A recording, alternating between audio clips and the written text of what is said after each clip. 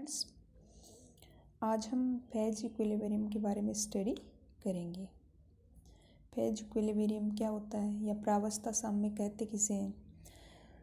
तो ब्रह्मांड का जो भाग अपन स्टडी के लिए काम में लेते हैं या स्टडी के लिए जिसको सेलेक्ट करते हैं और जो ब्रह्मांड के शेष भाग से किसी बाउंड्री के द्वारा पृथक किया हुआ हो उसको अपन क्या कहते हैं?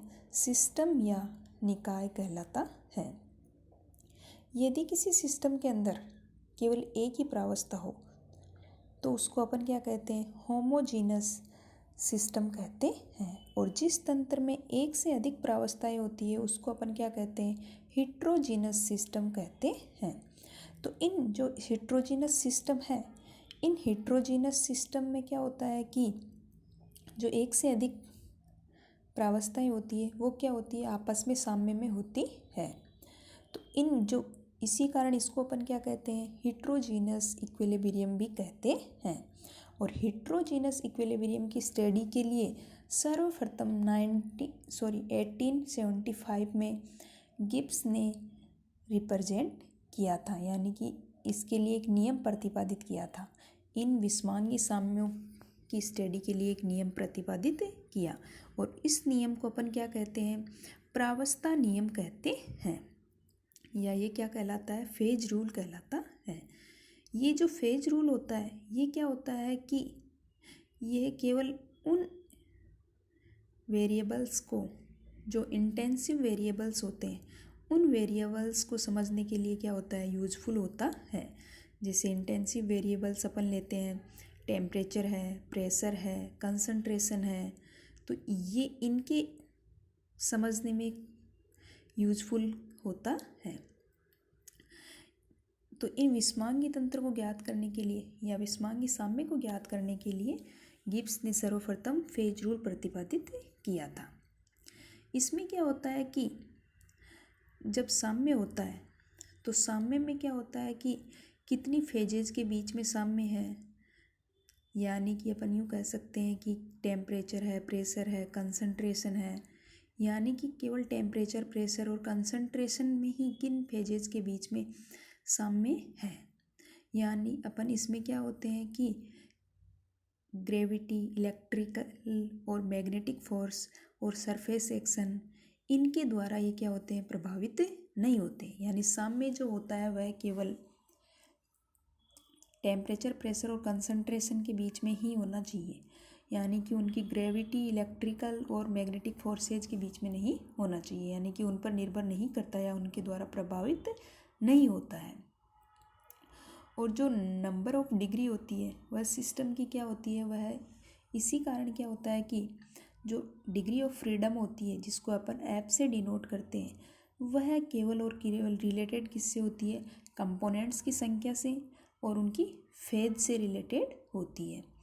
तो the number of degree of freedom of the system is related to the number of components and of phases by the phase rule equation.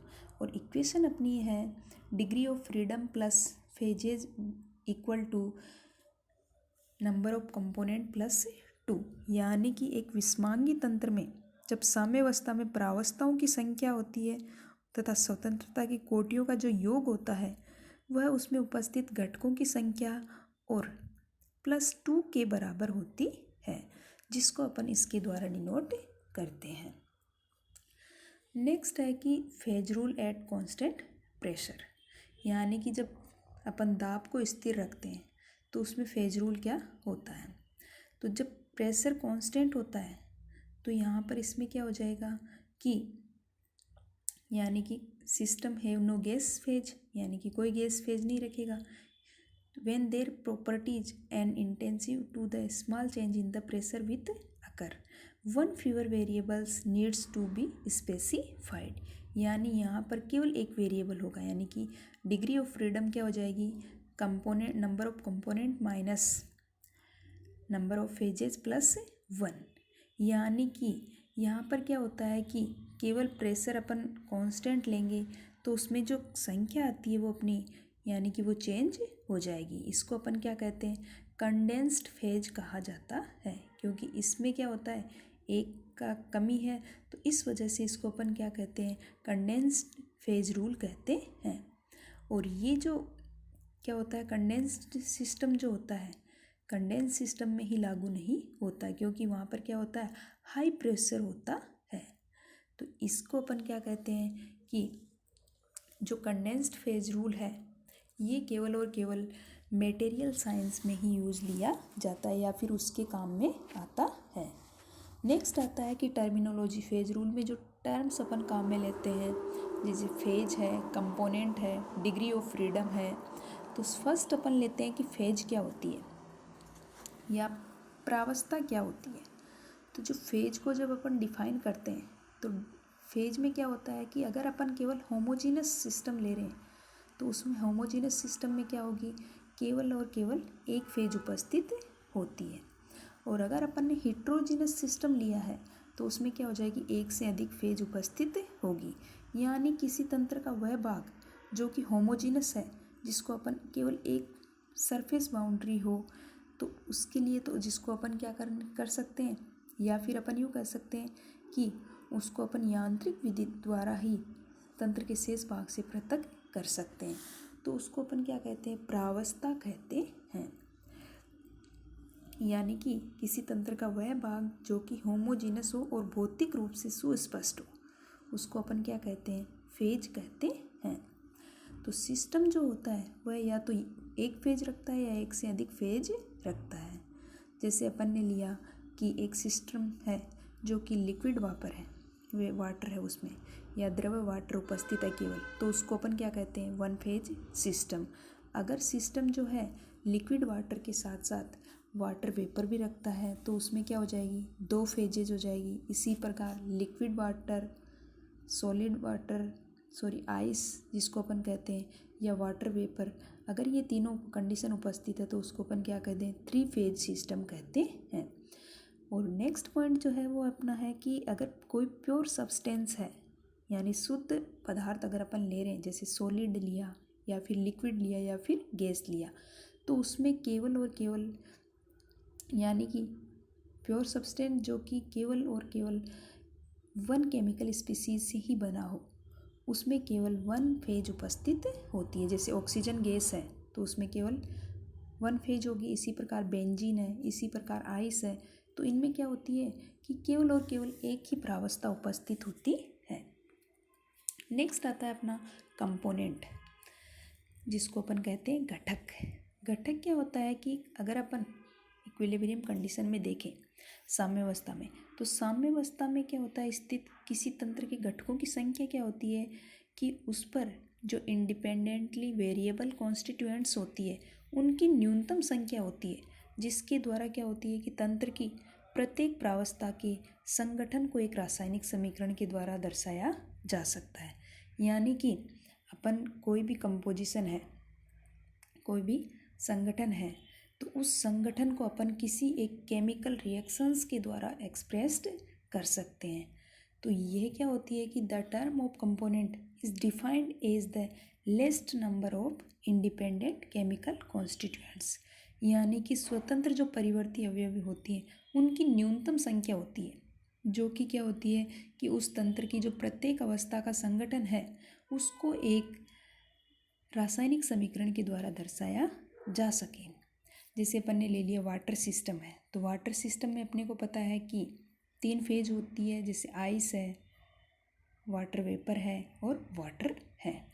तो इन तीनों में क्या है कि तीन फेज है, लेकिन जब अपन कंपोजिशन की बात करें इनकी, तो कंपोजिशन इन तीनों ही फेजेस का क्या होता है कि सेम होता है, एक जैसा होता है, और इसे एक केमिकल इंडिविजुअल वाटर या फिर इसको अपन एक केमिकल रिएक्शन के द्वारा दर्शा सकते हैं। इस कारण क्या होता है कि जो वाटर सिस्टम होता है वह केवल वन कंपोनेंट होता है या एक घटक होता है। वाटर सिस्टम में केवल और केवल क्या होता है, एक घटक तंत्र होता है। इसी प्रकार सल्फर देखिए अपन, सल्फर में अपने को पता है कि सल्फर की चार फेजेज होती है, rhombic sulphur, monoclinic sulphur liquid और सल्फर वेपर।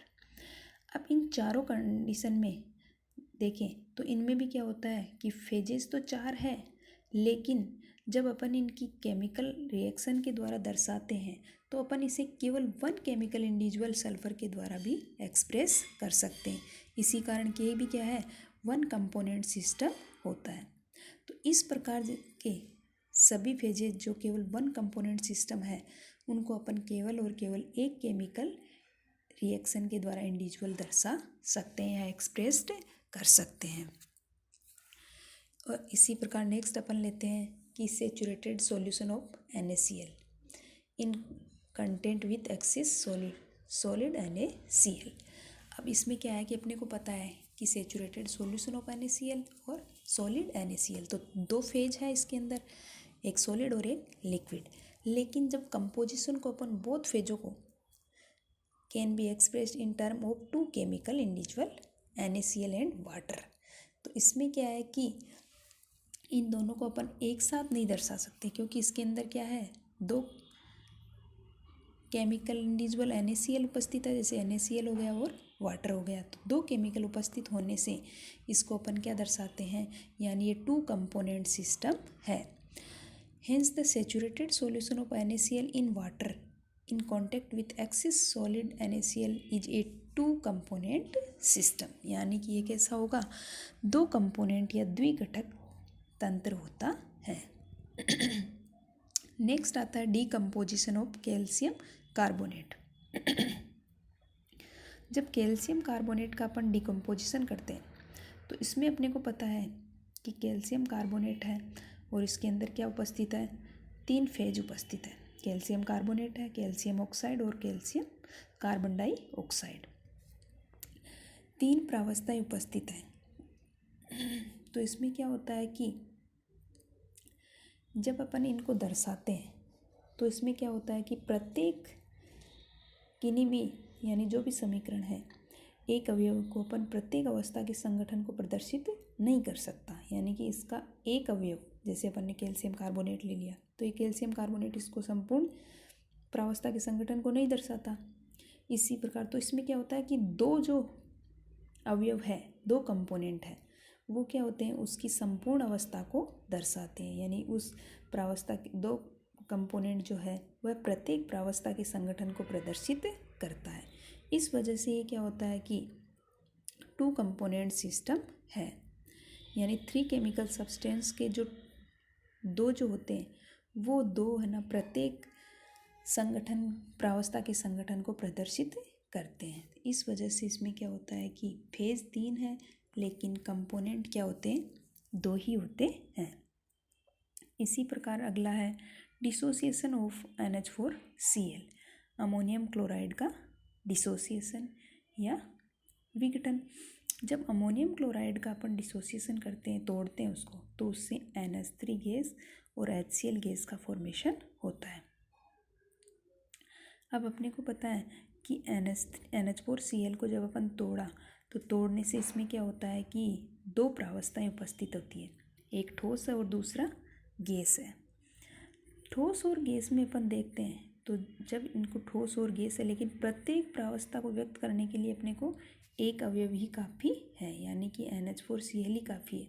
अतः ये क्या होता है कि वन कंपोनेंट सिस्टम होता है, यानी कि NH4Cl के द्वारा हम इसकी जो प्रत्येक प्रावस्था है उसको अपन व्यक्त कर सकते हैं। इस कारण ये क्या हो जाएगा कि एक घटक तंत्र है। नेक्स्ट है डिग्री ऑफ फ्रीडम या स्वतंत्रता की कोटि।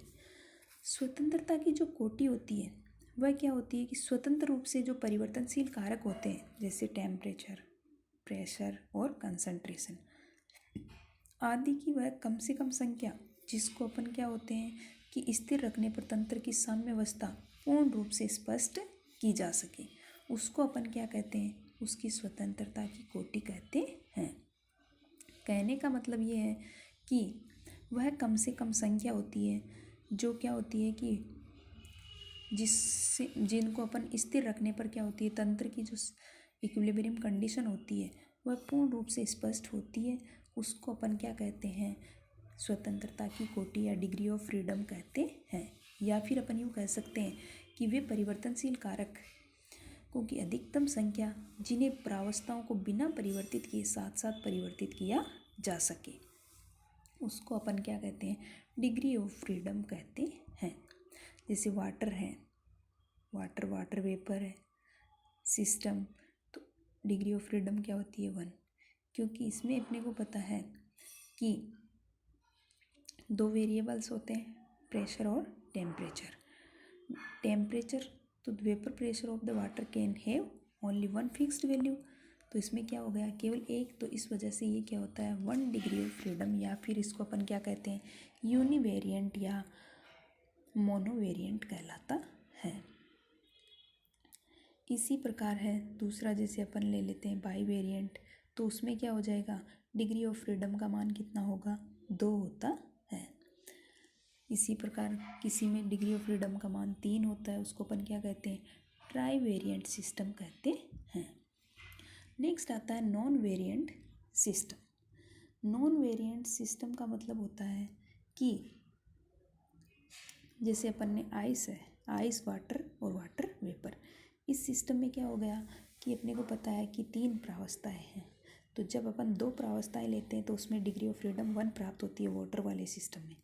अगर अपन तीनों प्रावस्थाएं लेते हैं तो उसके लिए डिग्री ऑफ फ्रीडम क्या आ जाएगी, 0, क्योंकि इस सिस्टम में क्या होती है कि 3 फेज को एग्जिस्ट होती है at freezing point of water, water के फ्रीजिंग पॉइंट पर तीनों फेजेज एग्जिस्ट करती है, इस वजह से इसकी डिग्री ऑफ फ्रीडम क्या होती है, वह 0 होती है।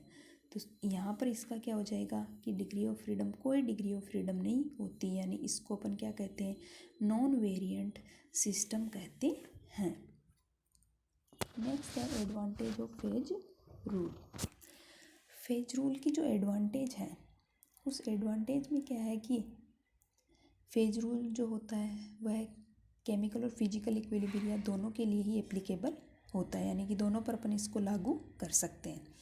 नेक्स्ट है कि जो फेज रूल होता है वह मैक्रोस्कोपिक सिस्टम के लिए एप्लीकेबल है, और मैक्रोस्कोपिक सिस्टम के लिए एप्लीकेबल है, लेकिन ये क्या होता है कि माइक्रोस्ट्रक्चर और रिगार्डिंग जो मॉलिक्यूलर्स होते हैं उनके बारे में इंफॉर्मेशन नहीं देता।